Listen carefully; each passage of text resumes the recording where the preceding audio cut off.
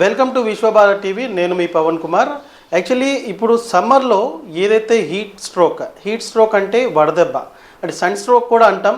ఇలాంటి sun stroke కానీ heat stroke కానీ మనకి తగిలేటప్పుడు ఎలాంటి జాగ్రత్తలు తీసుకోవాలి, ఎలాంటి ట్రీట్మెంట్ తీసుకోవాలి, హీట్ స్ట్రోక్ రాగానే ప్రథమ చికిత్స ఏ విధంగా ఉండాలి, డాక్టర్ దగ్గరికి ఏ సమయంలో వెళ్ళాలి, ఎంతసేపట్లో వెళ్ళాలి అనే దానిపై మనతో మాట్లాడడానికి జనరల్ ఫిజిషియన్ డాక్టర్ వాసుదేవ్ గారు ఉన్నారు. ఆయన అడిగి తెలుసుకుందాం. సార్ నమస్తే అండి. సార్, ఇప్పుడు హీట్ స్ట్రోక్ ఏదైతే వడదెబ్బ ఉందో ఈ విషయంలో, అంటే వడదెబ్బ అనేది ఇప్పుడు సమ్మర్లో ఎక్కువగా వచ్చే అవకాశం ఉంటుంది. ఈ ఫీల్డ్ వర్కర్స్ కానివ్వండి, తర్వాత బయట అవుట్డోర్లో వర్క్ చేసే వాళ్ళు కానివ్వండి, ఎలాంటి జాగ్రత్తలు తీసుకోవాలి, అసలు హీట్ స్ట్రోక్ అంటే ఏమిటి? నమస్తే అండి, I'm doctor Vasudev, general physician, currently working as associate professor general medicine. ఇది చాలా మంచి టాపిక్. రైట్ నౌ ఈ టైంలో, ఈ సమ్మర్ దీంట్లో మనకి టెంపరేచర్స్ విపరీతంగా పెరుగుతున్న వేళ sunstroke or heat stroke or వడదెబ్బ, ఈ మూడు ఒకటే అండి.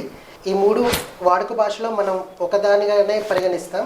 సో వస్తే ఏం చేయాలి, రాకుండా తీసుకోవాల్సిన జాగ్రత్తలు ఏంటి, ఏ టైంలో డాక్టర్ని కన్సల్ట్ చేయాలి, సో దాని మీద ప్రాథమిక వివరాలు ఇప్పుడు మీకు నేను చెప్తానండి. సో ఫస్ట్, వడదెబ్బ or sunstroke or heat stroke, ఇది ఎక్కువగా ఎవరైతే బయట వాతావరణంలో అధిక ఉష్ణోగ్రతల్లో పనిచేసే వాళ్ళ దగ్గర, లేదా టెంపరేచర్ వేరియేషన్స్లో పనిచేసే వాళ్ళ దగ్గర, లేదు అని అంటే చిన్నపిల్లల్లో, అంటే less than 4 years or 5 years, లేదంటే బాగా వృద్ధుల్లో మోర్ దాన్ 65 years, అలాంటి వాళ్ళలో మన బాడీ బ్యాలెన్స్, హీట్ బ్యాలెన్స్ చేసే మెకానిజం సరిగ్గా పనిచేయకపోవడం వల్ల ఎక్కువగా వీరు ఎఫెక్ట్ అయ్యే అవకాశం ఉంటుంది.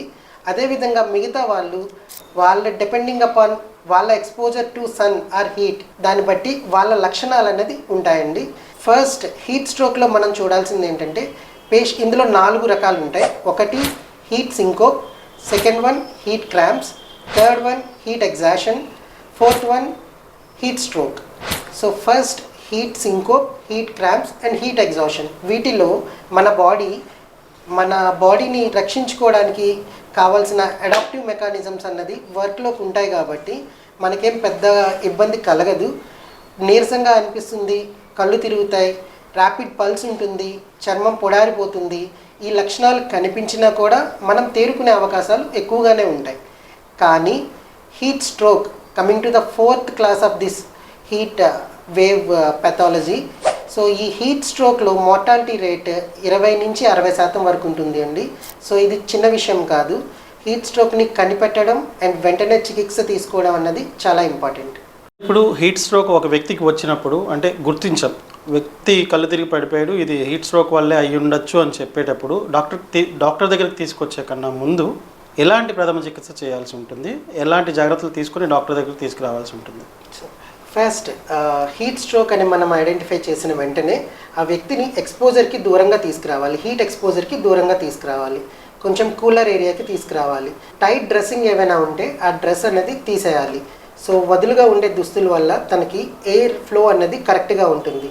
తర్వాత తనకి ఫ్లూయిడ్స్ ఇవ్వాలి. తను కాన్షియస్గా ఉంటే ఓరల్గా ఓఆర్ఎస్ కానీ వాటర్ కానీ తాగించాలి, అన్కాన్షియస్గా ఉంటే ఐవి ఫ్లూయిడ్స్ ఇవ్వాలి. తర్వాత సిమ్టమేటిక్ బేస్డ్ ఆన్ తన పేషెంట్ సిమ్టమ్స్ బట్టి మనం ట్రీట్మెంట్ ఏం చేయాలా అనేది డిపెండ్ అయి ఉంటుందండి. Yes sir. ఇప్పుడు డాక్టర్ దగ్గరికి వచ్చిన తర్వాత డాక్టర్ ఎట్లాంటి ట్రీట్మెంట్ చేస్తారు, ఎన్ని రోజుల్లోగా తను మళ్ళీ కోలుకునే అవకాశం ఉంటుంది? సో ఇది ప్రాథమికంగా తను ఎంత హీట్ స్ట్రోక్ సివియారిటీకి గురయ్యాడన్న దాని మీద ఉంటుంది అండి. తన బాడీలో సోడియం పొటాషియం లెవెల్స్ ఎలా ఉన్నాయి, తన ఓరియంటేషన్ ఎలా ఉంది, తన కన్ఫ్యూజ్డ్ స్టేట్ ఎలా ఉంది, సో కన్ఫ్యూజన్ అన్నది ఏ లెవెల్లో ఉంది, దాన్ని బట్టి ఎన్ని రోజులు ట్రీట్మెంట్ అన్నది ఆధారపడి ఉంటుంది. ఫస్ట్ మనం చేసేదైతే తన బాడీ టెంపరేచర్ని కూల్ చేస్తాం, యాంటీపైరటిక్స్ అంటే టెంపరేచర్ తగ్గించే మందులు ఇస్తాం. దాంతోపాటు ఐవి ఫ్లూయిడ్స్ ఏదైతే సోడియం, క్లోరైడ్, పొటాషియం కలిగి ఉంటాయో ఐవి ఫ్లూయిడ్స్ని ఇన్ఫ్యూజ్ చేస్తాం. తన ఎలక్ట్రోలైట్స్ని నార్మల్ స్టేట్కి తీసుకురావడానికి ట్రై చేస్తామండి. ఇదైతే డాక్టర్ ట్రీట్మెంట్ అయిన తర్వాత అడ్మిట్ చేసుకునే అవకాశం ఉంటుందా, లేదంటే పేషెంట్ బాగానే ఉన్నాడు అనే కండిషన్లో మెడిసిన్ వాడుకుంటే సరిపోతుంది అనే కండిషన్లో ఇంటికి పంపించేటప్పుడు ఎన్ని రోజులు దీన్ని రెస్ట్లో ఉండొచ్చు, మళ్ళీ ఎప్పుడు తను మళ్ళీ నార్మల్ వర్క్ చేసుకోవడానికి వీలుగా ఉంటుంది sir? So heat stroke treatment అయిన తర్వాత వన్స్ పేషెంట్ స్టేబుల్ అయ్యాక ఇమీడియట్గా తను ఇంటికి వెళ్ళిపోవచ్చండి. కానీ మళ్ళీ మళ్ళీ ఇలాంటివి రాకుండా ఉండాలి అని అంటే ప్రాపర్గా వాటర్ ఇంటేక్ ఉండాలి. సన్ ఎక్స్పోజర్కి వీలైనంత తక్కువగా తను ఎక్స్పోజ్ అయ్యేలా చూసుకోవాలి. అండ్ మల్టిపుల్ టైమ్స్ ఎక్కువ సార్లు వాటర్ తీసుకోవడం, ఓఆర్ఎస్ తీసుకోవడం, అన్నీ ఐ మీన్ లైక్ ఓరల్ హైడ్రేషన్కి ఎక్కువ ఇంపార్టెన్స్ ఇవ్వడం, అలాంటి వాటి వల్ల ఈ ప్రమాదం నుంచి మనం ఈ ప్రమాదంకి గురి కాకుండా మనం ట్రై చేయొచ్చండి. హీట్ స్ట్రోక్ అనేది అంటే మనం చిన్న విషయంగా తీసుకుంటాం, కానీ దాని మీద చాలా సీరియస్గా మనం ఉండాలి అని మీరు చెప్తున్నారు. అయితే హీట్ స్ట్రోక్ ఇండస్ట్రీలో వర్క్ చేసే వాళ్ళ మీద ఏ విధంగా హీట్ స్ట్రోక్ అంటే సన్లో ఉండి వచ్చేది హీట్ స్ట్రోక్ అనుకోవచ్చు, బట్ హీట్ దగ్గరే పనిచేసి ఎప్పుడు అది వింటర్లో కూడా అవ్వచ్చు, వింటర్లో కూడా హీట్ స్ట్రోక్ వచ్చే అవకాశం ఉంటుంది సార్. ఎక్కడైనా మన body temperature, heat stroke definition బట్టి మన body temperature more than 40 degrees centigrade or 104 degrees Fahrenheit దాటితే దాన్ని మనం హీట్ స్ట్రోక్ కింద పరిగణిస్తాం. సో ఎక్కువగా హీట్కి ఎక్స్పోజ్ అయ్యే ఇండస్ట్రియల్ వర్కర్స్ కానివ్వండి, డైలీ వేజెస్ బయట పనిచేసే వాళ్ళు కానివ్వండి, వాళ్ళు తీసుకోవాల్సిన జాగ్రత్త ఏంటంటే వీలైనంత వరకు వదులుగా ఉండే దుస్తులు వేసుకోవాలి. దాంతోపాటు ప్రతి గంటకి తగినంత ఫ్లూయిడ్ ఇంటేక్ అనేది కంపల్సరీ ఉండాలండి. సడన్గా సన్కి ఎక్స్పోజ్ అవ్వడం, ఎక్కువసేపు సన్లో పనిచేయడం కాకుండా మెల్లమెల్లగా తన వర్క్ని పెంచుకుంటూ వెళ్తే బాడీ రీహాబిలిటేటివ్ మెకానిజమ్స్ పనిచేసి వాళ్ళు హీట్ స్ట్రోక్కి గురి కాకుండా ఉండే అవకాశం ఉంది.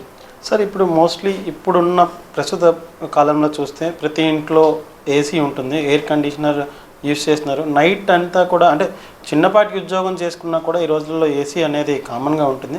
మనం ఏసీకి బాగా అలవాటు పడిపోతున్నాం. ఈ ఎయిర్ కండిషనర్ యూజింగ్ తక్కువ చేస్తే హీట్ స్ట్రోక్కి మనం మంచి క్వశ్చన్ అండి. యాక్చువల్లీ వెరీ లోవర్ టెంపరేచర్స్ నుంచి హయ్యర్ టెంపరేచర్స్కి వెళ్ళడం వల్ల మన బాడీ హోమియోస్టాసిస్ అనేది మారిపోతుంది.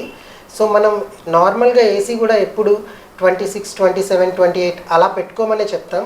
16లో పెట్టి బయట టెంపరేచర్ 34లోకి వెళ్ళినప్పుడు మన బాడీ అంత తొందరగా తీసుకోలేదు. అలా కాకుండా ఉండాలి అని అంటే మనం ఇంట్లో ఏసీ వాడడం తప్పు కాదు. ఏసీ కూడా ఎప్పుడు 26, 27 ఆ రేంజ్లో పెట్టుకుంటే మీకు రేపు పొద్దున్న బయటకు వెళ్ళినా వెంటనే డీహైడ్రేట్ అయ్యే ఛాన్స్ ఉండదు. అండ్ వన్ మోర్ థింగ్, ఈ సమ్మర్లో ఆల్కహాల్కి ఎంత దూరంగా ఉంటే అంత మంచిదండి.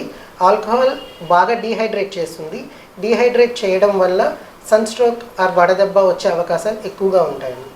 ఇప్పుడు ఉన్న పరిస్థితుల్లో గ్లోబల్ వార్మింగ్ కారణంగా అంటే 35 degrees టెంపరేచర్ కనిపిస్తున్నా కూడా ఆ హీట్ అనేది 45 degrees ఇలా వచ్చేటట్టుగా మనకు అనిపిస్తుంది. ఇప్పుడు ఇయర్ ఇంకా ఎక్కువ ఉంటుందని చెప్పి అదే చిన్నపిల్లల్లో మనం పేరెంట్స్ ఏ రకమైన జాగ్రత్తలు తీసుకోవాలి? వాళ్ళు మోస్ట్లీ చిన్నపిల్లలు ఉంటే ఇంట్లో ఉంటారు లేదా బయట ఆడుకుంటూ ఉంటారు, కానీ వాళ్ళని మనం ఎక్కువగా ఉన్న పేరెంట్స్ ఇప్పుడు ఏసీస్లోనే ఉంచుతున్నారు. ఇందాకలే మాట్లాడుకున్న ఏసీస్ కోసం. బట్ చిన్నపిల్లల విషయంలో 4-5 years లోపల కానీ ఉన్న పిల్లలకి మనం ఎలాంటి జాగ్రత్తలు తీసుకోవాలి parents? So most of the times అండి చిన్నపిల్లలకి వాళ్ళ brain and CNS nervous system అంత ఫుల్గా డెవలప్ అవ్వదు. సో హీట్ బ్యాలెన్స్ చేసే మెకానిజమ్స్ తక్కువ ఉంటాయి. సో లెస్ దెన్ 5 years పిల్లలకి ఎక్స్పోజర్ ఎండకి ఎంత తక్కువగా ఉంటే అంత మంచిదండి. అదేవిధంగా ఇప్పుడు మనం చాలా స్కూల్స్లో చూస్తుంటాం, సమ్మర్ క్యాంప్స్ అని పెడతారు. ఆ క్యాంప్స్ మీరు అబ్జర్వ్ చేసినట్టయితే మార్నింగ్ 7 to 10 వరకే ఉంటాయి, లేదా ఈవినింగ్ 4 to 7 వరకు ఉంటాయి.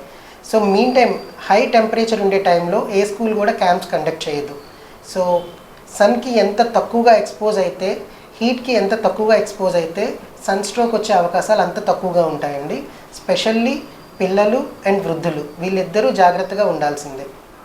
Okay, right sir. ఇప్పుడు ఏదైతే మనం హీట్ స్ట్రోక్ కోసం మాట్లాడుకుంటున్నామో హీట్ స్ట్రోక్కి మనం ఏ జాగ్రత్తలు అంటే ప్రివెన్షన్గా లిక్విడ్స్ ఎక్కువగా తీసుకోవడం లేదా మనతో క్యారీ చేయడం కాకుండా ఏదైనా ట్యాబ్లెట్ కానీ మెడిసిన్స్ కానీ అట్లాంటివి ముందుగా మనం తీసుకోవడానికి కానీ మన దగ్గర ఉంచుకోవడానికి కానీ అవకాశం ఉంటుందా?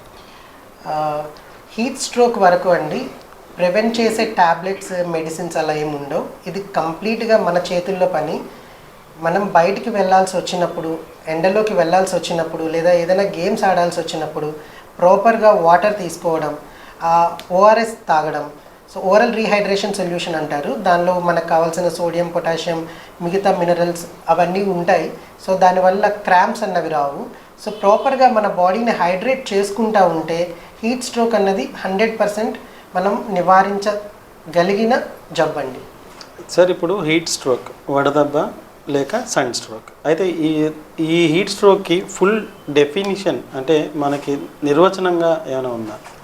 సో హీట్ స్ట్రోక్ అండి నార్మల్గా more than 40 degrees centigrade or 104 degrees Fahrenheit దాటితే దాన్ని మనం హీట్ స్ట్రోక్ కింద పరిగణిస్తాం.